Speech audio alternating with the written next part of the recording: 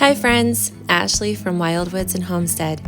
This weekend, our small town had its annual fair with parade and rides, and I thought I would take this opportunity to introduce a bit more about us, what we do, and where we live.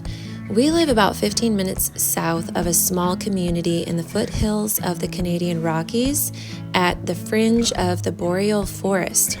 There is still a lot of untamed land, and we ourselves are still surrounded by woods, but outside of that, we do have a few wheat and canola farms, but it's mostly cattle farming up here. I'm sharing some photos from our beginnings here in this video, and I have shared that we did a self-build, and this was not only challenging financially, but challenging physically, as we did not have room for hire-outs, and construction costs were out of our reach. We were our own construction crew with my father-in-law as our contractor of sorts, since he had previously built 2 of his own houses before this. Doing a self-build from scratch was very hard. It seemed that most weeks, everything that could go wrong would go wrong. I think there were many challenges to the construction process for Geoff and his dad, but one that really stands out in my mind for them was a torrential rainfall the year that they were building, and we almost lost our foundation. In that time, they had to halt the building process, and they just spent the better part of a week pumping out water and digging out the heavy clay mud around our foundation, this heavy clay mud that we have here in Alberta. And I remember that week, every night Geoff came home coated in this sticky kind of muck, and we struggled to not reach deep points of discouragement. We had a lot on the line. We were paying a mortgage on the land. We were also paying bills and rent in town to live. And then we had the addition of the house build mortgage looming over our heads, and we had a deadline before we needed to be in our new house and paying on that mortgage. And all of this was on one salary. Geoff was already working a physically challenging job with long hours. He was also on call 24/7, and the call-outs could be a few hours to a few days. I was homeschooling our 4 kids at the time, and then we were hauling it out to our acreage to see how much we could get done each evening and weekend. It was hard, and I love quotes, and I know it seems a bit intense, but a quote I kept thinking of during this time was by Winston Churchill. Never give in, never give up, never. In nothing great or small, large or petty, never give in, except to convictions of honor and good sense. Never yield to force, never yield to the apparently overwhelming, mighty enemy. I know for him he was speaking in regard to fighting a war, but the saying felt apt to me, and I would just repeat that, never give up and keep going, because really, what other choice did we have? And we just knew the payoff would be worth it. We are still in a lot of hard parts today, but each year we get more finished and we figure out better ways of doing things. And for a long time, Geoff and I really felt on edge about everything, but I think we're learning how to settle that down and now finally enjoy daily life on a homestead as we finish up the larger construction pieces. If there is a from scratch story, this is it, and I'm glad for it. Gardening has also been a challenging experience here. During our build, I really wanted a garden, and it was something I had looked forward to for a long time. We quickly discovered that we couldn't just grow into the soil here. We have hard packed clay that turns into sticky kind of muck when it rains, and we found we had to build up the soil. Throughout the building process, Geoff and his dad would save me the nicer, straighter trees that they cut down and help me form beds that I would fill with soil from digging our foundation. I have a few photos of those original beds coming up in this video. It has taken many years to break the soil down, and it wasn't until last year that Geoff borrowed our friend's skid steer and he completely redid my gardens for me.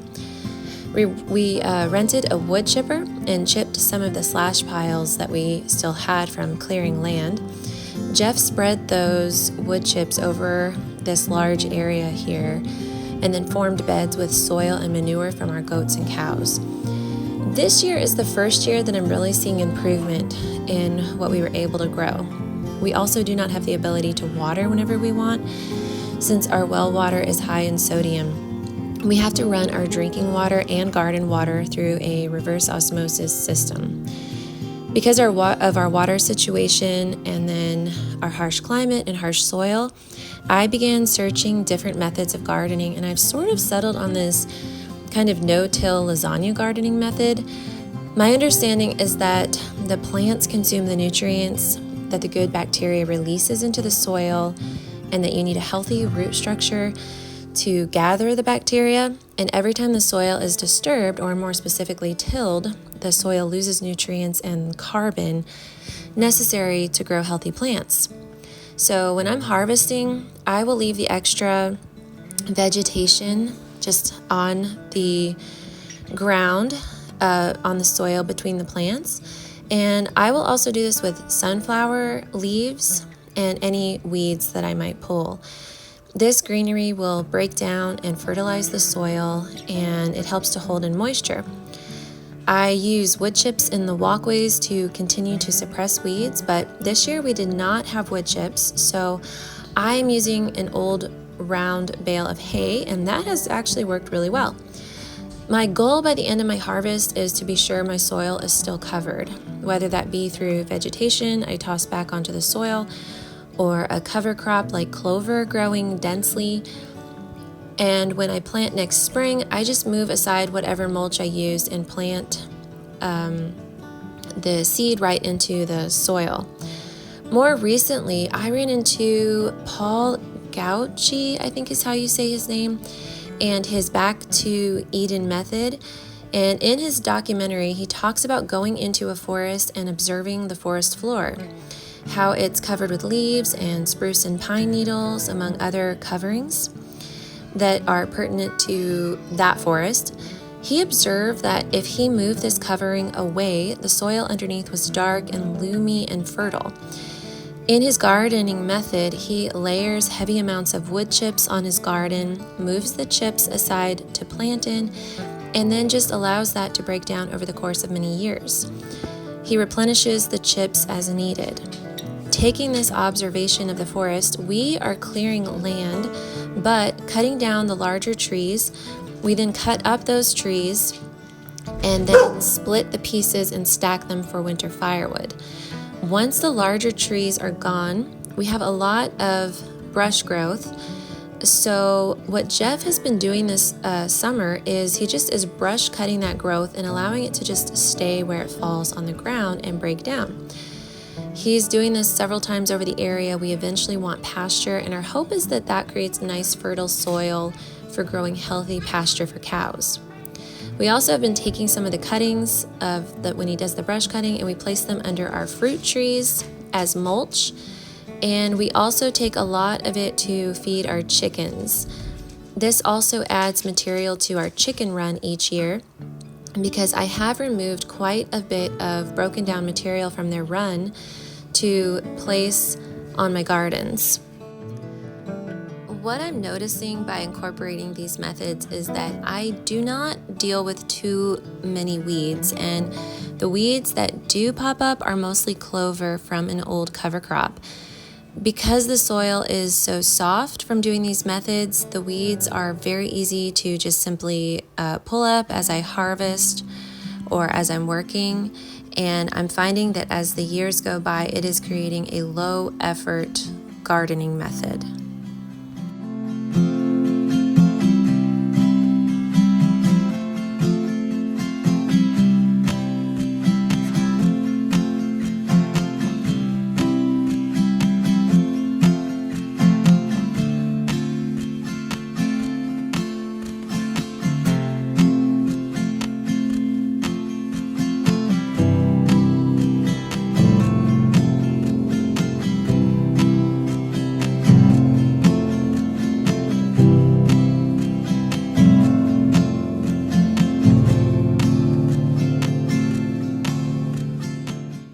When I first began my journey as a homemaker, I really struggled to find ways to utilize the food that I brought into the house. I also was struggling to decide which kinds of food to bring into the house. Over the years, we have settled on buying a lot more ingredients, and I find that there's a lot of freedom in this because I typically have the ingredients that I need to make some very basic and filling meals. And on this day, I'm just sharing a garden soup that I'm making with some leftover chicken that we had the day before, and I'm just starting by getting a broth going there. This was also a Sunday, and on Sundays there is this little ritual that I enjoy doing, and that's taking the week's flowers that I've had up on my windowsill and taking them out to this little side garden that I put in at the beginning of the spring with my kids. And I just take those flowers and I'm just layering them on top of that garden to, again, try to do that whole mulch method there. And then I just used whatever water was in that jar to water that area. And the kids and I in that area, we actually did the method that Paul Gauchi talks about, the back to Eden method. We layered down, we cut the grass very low, we layered down cardboard, and then we layered down some kind of rough soil that was mixed with compost, and then we layered down some more finer compost, and then we planted into that. And now we are just trying to not disturb that soil, but rather just to continue layering it, suppressing weeds, and encouraging the growth that we want. I have also done that in this area over here, and I love sunflowers. Oh my goodness, these are amazing. I have these things grow in some of the poorest, harshest soil, and I find that wherever I grow sunflowers the following year, that soil is nicely broken up. The roots from the sunflowers can travel quite deep and break up the soil. They're kind of like a tiller, nature's tiller. And then I have those big, beautiful leaves. It creates a ton of biomass, and I can just cut all of that up and I put it in my walkways. I leave it on top of my soil to, again, try to cover my soil and protect it for the following winter.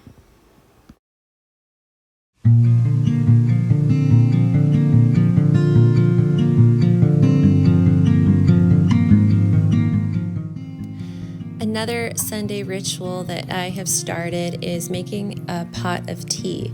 I find that throughout the week we're so busy that I don't often have time or even remember to just make tea. And I feel like because we are harvesting it and the tea is said to have a lot of vitamins and minerals in it, that this is just a really good thing for all of us to be drinking. So I have normally I need to make it in a large quantity for all of us, and I used to just pour it into a big glass jar and let it steep and then add in some honey and then strain that. But I have since found this large coffee press and I really like it, so I will just take some of the tea that we have harvested. On this day I used some fireweed tea or Ivan chai, and I have mentioned that tea before. It's very good for you.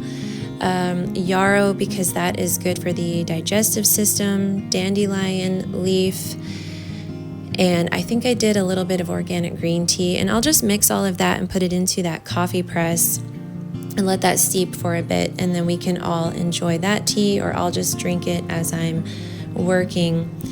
And then I started my garden soup, and I am just so enjoying pulling these vegetables up out of the garden. My kids especially really love coming out with me. Mostly my younger kids enjoy doing this with me, and all year long they are just looking at those carrots and those beets, and they're just wanting to pull them up so badly. So they do get pretty excited when finally mom says, okay guys, we can go and start pulling carrots. So not only is it just really fun harvesting, but it's just really satisfying making a soup with the vegetables that we grow. I wanted to mention that in my videos, I really try to incorporate the products that we make and sell. I also just use these products daily anyway. And I am also looking at some of the products that I use that I would like to incorporate into the shop. And that little wooden scrub brush is something that I have been using for several years, and I love those brushes because I can use them to scrub my sinks and showers and tubs, but then I also always have a clean one in my kitchen that I use to scrub vegetables with. So I am looking at getting those stocked in the shop, and once I get that in, I will probably just make a video talking about that and putting a link up for that. I also have those crochet washcloths, and I will put a link to that in the description box, and I will in general just have a link to our online shop in the description box for anybody who might be interested.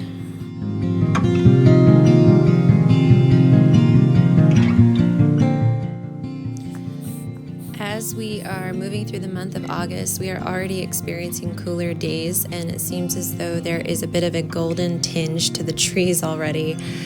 And it's this time of the year that I really enjoy making soups.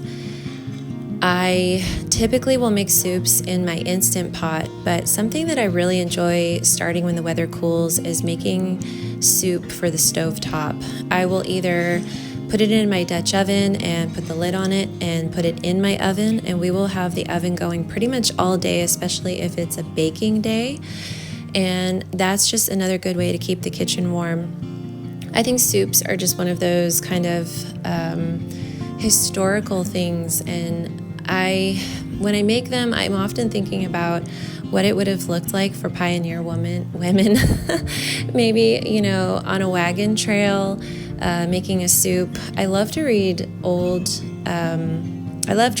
historical accounts, and even like fictional historical books, and something that I really enjoyed reading growing up was The Boxcar Children as well, and I know that that's not necessarily historical, but I love the resourcefulness of the Boxcar Children and how they would make a garden soup with small carrots or just leftover vegetables, and they just made the foods from things that they found, and they seem to just have an appreciation for the food. So making a soup like this, I find it to be kind of enjoyable and sort of meditative, and I guess everybody has their thing, and that's just one of those things that I really enjoy. And I also find it to be so easy because I'm not checking a recipe. All I'm doing is just sauteing my onions, adding in the veggies that I want, seasoning it with some salt and pepper, putting in some chopped chicken that was left over from my bone broth, pouring in my bone broth. And in this soup, I decided to incorporate this spruce tip balsamic vinegar. It is not actually a balsamic vinegar, but rather it is a spruce tip vinegar meant to be used in place of balsamic vinegar. And I do have a video making that as well as a recipe, and I will put a link to that video in the description box.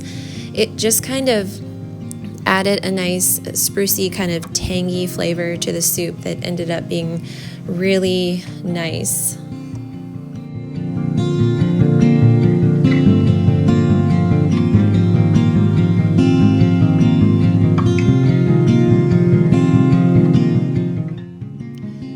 Besides selling our handmade products in our online shop, we also do local markets as we can. And I also sell to some of the stores in town. So on this weekend, I was just starting to get ready for a couple of stores that had wanted some of my products. And we also will typically take the afternoon to assess any new orders that come in and get those packaged. I also recently found this beautiful organic cotton yarn, and I love the look of it and I love the feel of it. And when I see materials like that, I am always thinking about what can I do with this, because this is just really neat, and I just feel this creative urge inside of me to create something cool with this. So I have newborn wool baby socks in my shop, and now I'm thinking that I would also like to try some organic cotton baby socks. So on this weekend, that was something that I wanted to address, was just checking this yarn out and seeing if I could take my pattern for my wool socks and create some cotton socks. So if that's something that you might be interested in, just stay tuned, because I am working on a pattern for that, and I'm hoping to get those up in the shop soon. Something I wanted to share too is that last fall, Geoff was let go from a large company. He had a corporate job at the time, and it was extremely time consuming for him. He has since been let go, and since that time, he really took over a lot of the parts of this little business that I started for me, and he has done such a fantastic job. And one of those is dealing with shipping. He is really careful about packaging our products, because we do work so hard to make those, and we want them to arrive to you looking just the way they would look when we're done making them. He also takes care of all of the customs forms in regard to shipping. He has designed so much of the shop for me whenever I reach points where I just couldn't figure out the next part in the design process. And he just is kind of the logistics guy, doing all of those behind the scenes things that I, in my kind of messy creative mind, was really struggling to organize. So I have really appreciated that, and the orders that we have had just really flowing in from advertising on these YouTube videos, we are so appreciative of.